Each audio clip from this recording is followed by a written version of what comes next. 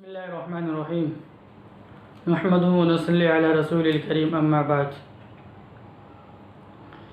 اللہ کے نبی صلی اللہ علیہ وسلم نے فرمایا کہ جو آدمی کسی مسلمان کا جنازہ اٹھائے، جیسے حدیث کے اندر آتا ہے حق المسلم علی المسلم خمس، اس میں ایک اتباع الجنائز، کہ مسلمان کے اوپر 5 حق ہے، اس میں سے ایک حق جنازے کے ساتھ جانا۔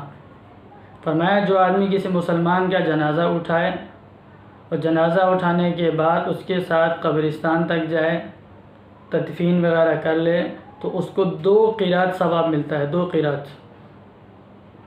اور جو آدمی جنازہ گھر سے لے کر آیا، مسجد تک آیا، مسجد میں نماز پڑھی، نماز پڑھنے کے بعد واپس آ گیا، اس کے ساتھ قبرستان تک نہیں گیا، تو اللہ کے نبی صلی اللہ علیہ وسلم نے فرمایا کہ اس کو 1 قیرات کا ثواب ملتا ہے۔ 2 قیرات کا ثواب، فرمایا 1 قیرات کا ثواب احد پہاڑ کے برابر ہے۔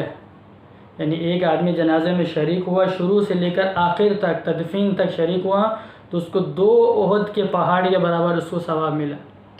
اور جو آدمی نماز جنازہ تک شریک ہوا، جنازے کی نماز پڑھ کر وہ آ گیا، تو اس کو 1 احد پہاڑ کے برابر اس کو ثواب ملا۔ اللہ کے نبی صلی اللہ علیہ وسلم نے فرمایا کہ جو آدمی کسی کا جنازہ اٹھائے ایمان کے ساتھ، یعنی مسلمان ہے، کسی کا جنازہ اٹھا رہا ہے، فرمایا جنازہ اٹھانے پہ اللہ تبارک و تعالیٰ اس کے 40 کبیرہ گناہوں کو معاف فرمائے گا، 40 کبیرہ گناہوں کو معاف فرمائے گا۔ تو جنازے کو اٹھا کے اس کے ساتھ چلے گا، آگے انشاءاللہ بھی بتاؤں گا کس طرح چلنا ہے۔ 40 کبیرہ گناہوں کو معاف فرمائے گا۔ اور فرمایا علماء نے لکھا ہے 40 کبیرہ سے مراد، بعض علماء نے لکھا ہے 40 کبیرہ سے مراد صغائر میں جو بڑے گناہ ہیں، ان گناہوں کو اللہ تبارک و تعالیٰ معاف فرمائے گا، کیونکہ کبیرہ گناہ توبہ کے بغیر معاف نہیں ہوتے ہیں۔ بہرحال یہ فضیلت بھی بہت ہے کہ اللہ تبارک و تعالیٰ 40 بڑے گناہ اس انسان کے معاف فرمائے گا جو جنازہ اٹھا کے اس کے ساتھ چل کے جانے والا ہے، جنازہ اٹھانے والا۔ اللہ کے نبی صلی اللہ علیہ وسلم نے فرمایا کہ جنازے کو جلدی قبرستان لے کے جایا کرو، اس لیے کہ اگر وہ شخص نیک ہے جس کا جنازہ لے کے جایا جا رہا ہے، میت نیک ہے، تو وہ قبر اس کے لیے بہت اچھی جگہ ہے، وہ قبر اس کا انتظار کرتی ہے کہ اب یہ آئے گا، تو اس کو اس کے اچھے مقام تک، اچھے ٹھکانے تک تم نے جلدی پہنچا دی۔ اور اگر وہ خدا نخواستہ بد کردار تھا، نافرمان تھا، گناہ گار تھا، تو فرمایا ایک تمہارے کندھے کے اوپر یہ بوجھ ہے، تو جلدی سے اس کو قبرستان پہنچا دو، تو یہ بوجھ جو تمہارے کندھوں کے اوپر ہے، یہ بوجھ تمہارے کندھوں کا اتر جائے گا۔ اس لیے جنازے میں جلدی کرنا چاہیے۔ اب ہمارے معاشرے کے اندر ہمیں جنازے کے مسائل کا، جنازہ کیسے اٹھانا ہے، جیسے کہ میں نے ابھی حدیث بتائی کہ جو آدمی جنازہ اٹھائے گا تو اللہ تبارک و تعالیٰ اس کے 40 کبیرہ گناہوں کو معاف فرمائے گا۔ تو سب سے پہلی چیز اپنے ذہن کے اندر یہ رکھیں کہ جب آدمی جنازہ اٹھاتا ہے، یعنی میت کی جو کھاٹ ہے اس کو اٹھاتا ہے، تو کم از کم 40 قدم اس کو اس کے ساتھ چلنا چاہیے، 40 قدم، 10 قدم ایک کنارے پہ دائیں طرف، 10 قدم پیچھے، 10 قدم اس کے بائیں طرف کے آگے، 10 قدم بائیں طرف کے پیچھے، 10 قدم کر کے کم از کم اتنا چلنا چاہیے، اس سے کم نہیں چلنا چاہیے۔ دوسری بات کہ جو لوگ جنازے میں شریک ہیں، ان کے لیے جنازے سے آگے چلنا بہتر نہیں ہے۔ علماء نے منع لکھا ہے کہ ان لوگوں کو جنازے سے پیچھے رہنا چاہیے۔ یہاں تک علماء نے لکھا ہے کہ جنازے کے دائیں طرف اور بائیں طرف، یعنی جنازہ ہے اس کے دائیں طرف اور اس کے بائیں طرف، اس میں بھی لوگوں کو، فتاوی میں لکھا ہے، اس میں بھی لوگوں کو اس طرح ساتھ نہیں چلنا چاہیے، بلکہ لوگوں کو جنازے کے پیچھے رہنا چاہیے، جنازہ آگے ہونا چاہیے۔ اور ہمارے یہاں تو ایسا ہجوم لگا ہوا ہوتا ہے، جو جنازہ اٹھانے والا تو اس کے لیے بھی مصیبت ہوتی ہے، اس کو بھی پریشانی ہوتی ہے، نہ 10 قدم کیا 2 قدم چلنا مشکل ہو جاتا ہے۔ تیسری چیز، جب جنازے کے پیچھے چل رہے ہیں تو اس میں کیا کرنا ہے؟ بھائی 4 لوگوں نے جنازہ اٹھایا ہوا ہے، باقی لوگ کیا کریں؟ با آواز بلند اونچی آواز میں جنازے کے پیچھے ذکر تلاوت کرنا بھی منع ہے۔ جنازے کے پیچھے اونچی آواز میں ذکر کرنا، تلاوت کرنا یہ بھی منع ہے۔ اور ہم تو جنازے کے پیچھے جا رہے ہوتے ہیں اور اپنی دنیا جہاں کی باتیں، اپنے کاروبار کی باتیں، اپنی شادی بیاہ کی باتیں، اپنے گھر کی، اپنی گاڑی کی باتیں کر رہے ہوتے ہیں۔ ذکر تلاوت کرنا بھی منع ہے۔ اللہ کے نبی صلی اللہ علیہ وسلم جب جنازے کے ساتھ جایا کرتے تھے تو جنازے میں خاموشی اختیار فرماتے تھے، اور احادیث کے اندر آتا ہے کہ اپنے نفس کے اندر موت کی یاد کو تازہ کیا کرتے تھے، موت کی فکر، موت کے بارے میں سوچا کرتے تھے۔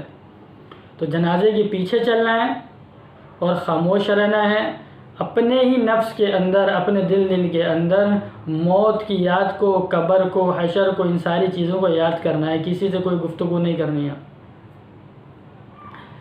جنازہ لے کر کس طریقے سے جانا ہے؟